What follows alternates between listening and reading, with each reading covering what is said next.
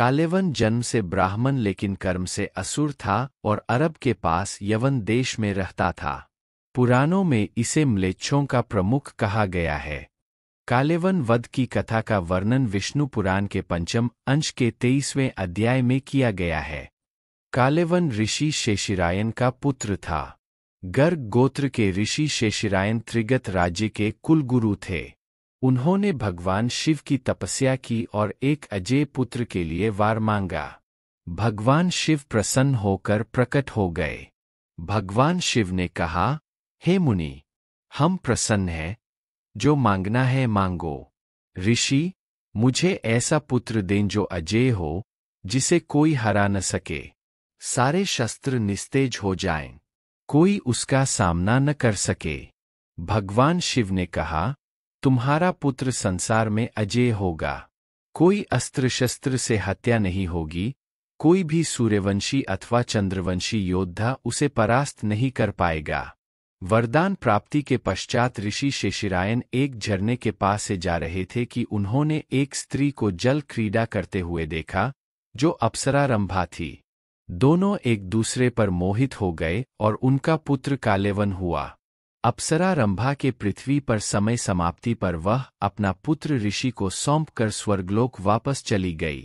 कालजंग नामक एक क्रूर राजा मलीच देश पर राज करता था। उसे कोई संतान न थी, जिसके कारण वह परेशान रहता था।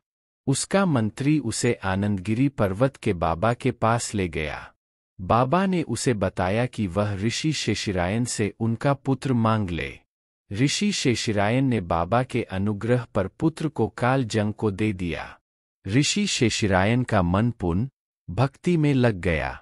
इस प्रकार कालेवन यवन देश का राजा बना।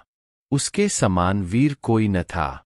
एक बार उसने नारद जी से पूछा कि वह किससे युद्ध करे जो उसके समान वीर हो। नारद जी ने उसे श्री कृष्ण का नाम बताया। भगवान श्री राम के कुल के राजा शल्य ने जरासंध को यह सलाह दी कि वे कृष्ण को हराने के लिए कालेवन से दोस्ती करें।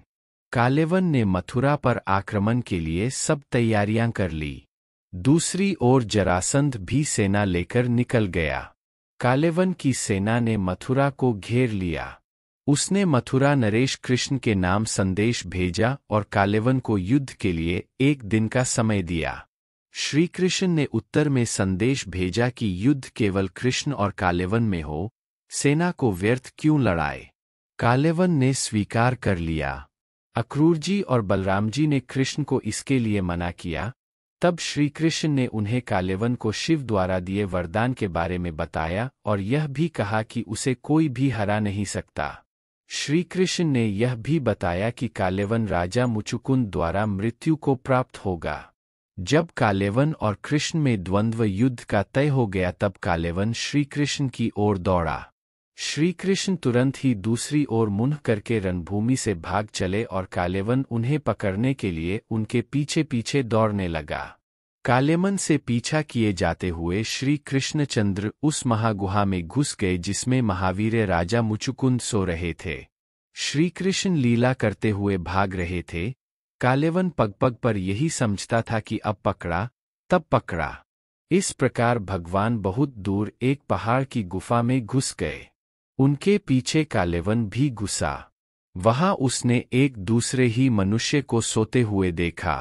उसे देखकर कालेवन ने सोचा, मुझसे बचने के लिए श्री कृष्ण इस तरह भेष बदलकर छुप गए हैं, और ललकार कर कहने लगा, देखो तो सही, मुझे मूर्ख बनाकर साधु बाबा बनकर सो रहा है।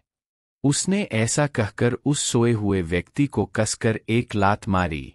वह पुरुष बहुत दिनों से वहां सोया हुआ था। पैर की ठोकर लगने से वह उठ पड़ा और धीरे धीरे उसने अपनी आंखें खोलीं। इधर उधर देखने पर पास ही कालेवन खड़ा हुआ दिखाई दिया। वह पुरुष इस प्रकार ठोकर मारकर जगाए जाने से कुछ रुष्ट हो गया था। उसकी दृष्टि पड़ते ही कालेवन के शरीर में आग पैदा हो गई और वह क्षण भर में जलकर राख का लेर हो गया। कालेवन को जो पुरुष गुफा में सोए मिले, वे इक्ष्वाकुवंशी महाराजा मांधाता के पुत्र राजा मुचुकुंद थे। इस तरह कालेवन का अंत हो गया।